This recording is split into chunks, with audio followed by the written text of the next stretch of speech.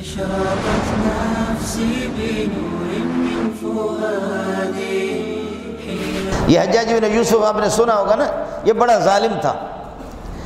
جب یہ گورنر بنا عبد الملک ابن مروان کا، تو اس کو کسی نے کہا کہ وہ حجاج بن یوسف وہ بدبخت سب کو قتل کرتے ہو، لیکن کوفہ کے اندر 30-40 بندے کوفے میں 30-40 بندے اس قسم کے ہیں، ان کو چھیڑنا نہیں، اور سوچو ان کے لیے اگر ان کی توجہ ہو گئی اور دل کی گہرائی سے انہوں نے تیرے خلاف بد دعا کی تو تباہ ہو جائے گا.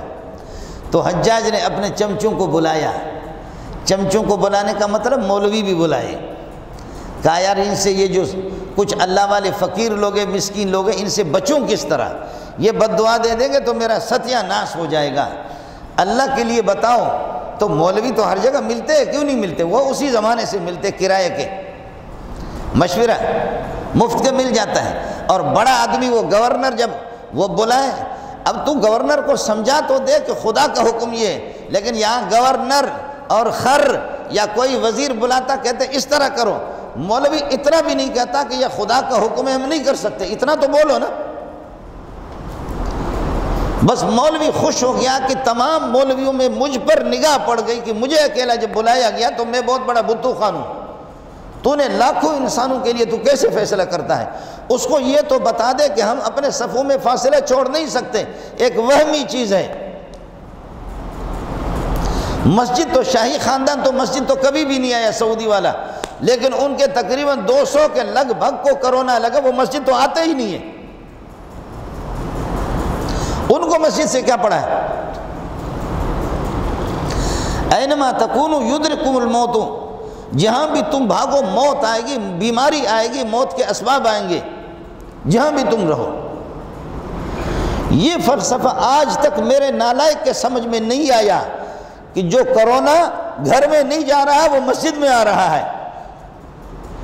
سوائے اس مولوی کی عقل پر ماتم کرنے کے مجھے اور کچھ سمجھ میں نہیں آ رہا. اس پر ماتم کرو کہ اس بدبخت نے کیسے ان کو یہ ہے کہ یہ سارے قرآن اور احادیث کو اس نے کیسے وہ فاصلہ رکھو. آج تک کسی اخبار میں پڑھا کہ بیوی سے بھی ذرا دور رہو؟ کس وزیر نے کہا ہے؟ عطا اللہ نیازی اگر آ جائے تو ہمارے وزیر اعظم سینہ ملائے، اور مولوی صاحب آ جائے تو وزیر اعظم کہتے ہیں یہ کوئی نہیں اپنا اس طرح کہتے کہ اس کو چھوؤ کسی طرح لیکن مجھ سے ہاتھ نہ ملاؤ. یہ وہ سڑے ہوئے انڈے ہیں، یہ وہ گندے دانے ہیں، یہ وہ سڑے ہوئے انار ہے جو ہمارے اس میں معاشرے میں گھس گئے، جن کو ہم نے اپنے سر کا تاج بنا دیا. حجاج بن یوسف نے کہا کہ کیا کروں؟ تو کچھ صوفی صاحب بیٹھے ہوئے تھے، انہوں نے کہا کہ آسان طریقہ یہ ہے، یہ جو 40 بندے ہیں جو بددعا دیتے فوراً ٹھپ سے فوراً بددعاؤں کی لگ جاتی ہے، اس کا آسان طریقہ یہ ہے کہ ان کو حرام کھلاؤ، حرام حرام. پھر جتنے بھی یہ مولوی دعا کریں گے، یہ صوفی، آپ کو بددعا نہیں لگے گی. تو حجاج نے پھر اس کی بکریاں چھینی، ان کے پاس بادشاہوں کے پاس ہوتا ہی حرام ہے سارا، جیسے جھوٹ بول کر کے دھندا بنا کر کے ملک سے کہ اتنا کرونا آیا، اتنا آیا، کہاں ہے؟ ٹھیک ہے چند لوگوں کو تو ہو گیا. شوگر میں روزانہ اس سے زیادہ مرتے، کینسر میں روزانہ اس سے زیادہ مرتے، ایکسیڈنٹ میں اس سے زیادہ مرتے. 2-3 مہینوں میں تیرے پاس مرے ہوئے کتنے لوگ ہیں؟ لیکن یہ جو کرونا ہے یہ تمام بیماریوں کا دولہا ہے، دولہا.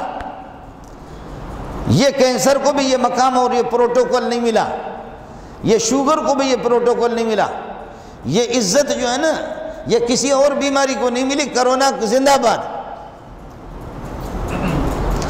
تو حجاج کو کہا کہ حرام کھلاؤ، تو حجاج نے واہ واہ، اس نے دعوت کا اہتمام کیا. دعوت کا اہتمام کر کے اس میں بکری ذبح کیے اور سجی بنایا، بلوچی سجی، اور اللہ آپ کا بھلا کرے شنواری سجی، فلانے سجی بنا کر کے تختوں پہ رکھ دیا. اور بزرگوں کے بارے میں پتہ کیا کہ اللہ والے جن کی بددعا لگتی ہے وہ کہاں ہے، معلوم کیا فلاں جگہ پہ. کہا کہ خادم چاہ رہا ہے کہ تمہاری زیارت ہو، خادم چاہ رہا ہے کہ آپ قدم بوسی فرمائیں، میرے ہاں آ جائے، مجھے خوشی ہوگی، میری سعادت ہوگی، میرے والدین کی نیک بختی ہوگی کہ تمہارے جیسے علامہ، تمہارے جیسے مفتی، تمہارے جیسے عارف باللہ، پیر طریقت، رہبر شریعت بدبخت جیسے تم لوگ آ جاؤ گے تو پھر آپ کو۔ اور بادشاہوں کے پاس آدمی جب جاتا ملا اس طرح ذلیل ہوتا ہے۔ وہ انہوں نے کہا واہ، گورنر عبد الملک ابن مروان کے گورنر ہمیں دعوت کر رہا۔ صوفی صاحب دوڑا دوڑا دوڑا، 40 بندے اس سے زیادہ، انہوں نے سجی مجی کھلایا۔ وہ بکریاں اس کی اپنی بھی نہیں تھی، وہ خرید کی بھی نہیں تھی، وہ دوسروں سے چھین چھین کر کے سارا حرام تھا، ان کو کھلایا۔ جب صوفیوں نے، جب مولوی سجی کھائے اور جب صوفی صاحب، تبلیغی صاحب جب سجی کھائے، اس کو اور کیا چاہیے؟ اور اس کو جب گورنر بلائے، وہ بھی حجاج بن یوسف، تو اس کو اور چاہیے کیا؟ واہ واہ دبا کر کے گیٹ پہ کھڑا ہو گیا، سب سے ہاتھ ملایا، مصافحہ کیا، اندر بھیجا، تشریف لائیں، تشریف لے جائیں، آپ کی شان کے مطابق دعوت تو نہیں ہوئی ہے، لیکن یہ کہ جو ہم غریبوں سے بن پایا وہ کر لیا، جاؤ۔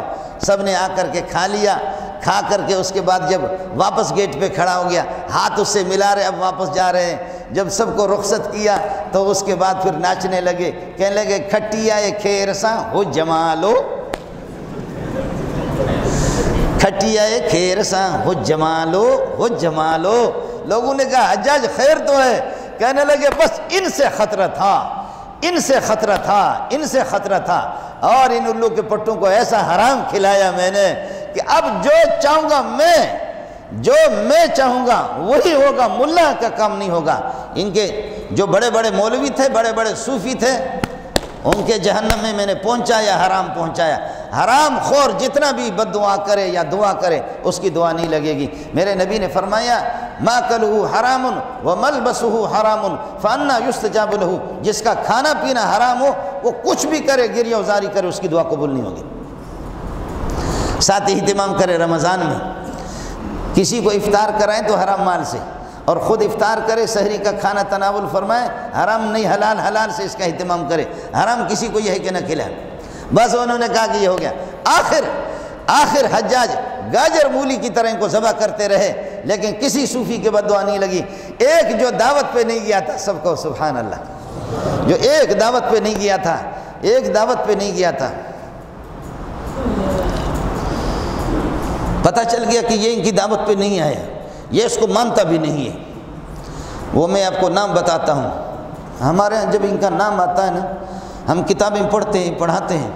سعید بن جبیر کا جب نام آتا ہے، تابعی تھے، اور تابعی وہ ہوتا ہے کہ جنہوں نے نبی کے شاگردوں سے پڑھا ہو، نبی کے ساتھیوں کو دیکھا ہو، جنہوں نے ابو بکر، عمر، عثمان، 1.25 لاکھ صحابہ کو جس نے دیکھا اس کو تابعی کہتے۔ تابعی تھے حضرت سعید بن جبیر، اور اتنے بڑے عالم تھے۔ امام احمد بن حنبل کہتے ہیں اللہ حجاج بن یوسف کے ہاتھ شل کر دے، اللہ حجاج بن یوسف کو تباہ کر دے، ہے خدا اس کو غارت کرے۔ اس ظالم نے، بدبخت نے اس ٹائم پہ سعید بن جبیر ہم سے چھینا، جس موقع پر آسمان کو بھی سعید بن جبیر کی ضرورت تھی، زمین کو بھی ضرورت تھی، ایسے اتنے بڑے عالم کو ہم سے چھینا۔ سعید بن جبیر کو پیغام پہنچا کہ تو بچے گا نہیں، تو ایسے ظالموں کے خلاف بولتا ہے، تو بچے گا نہیں۔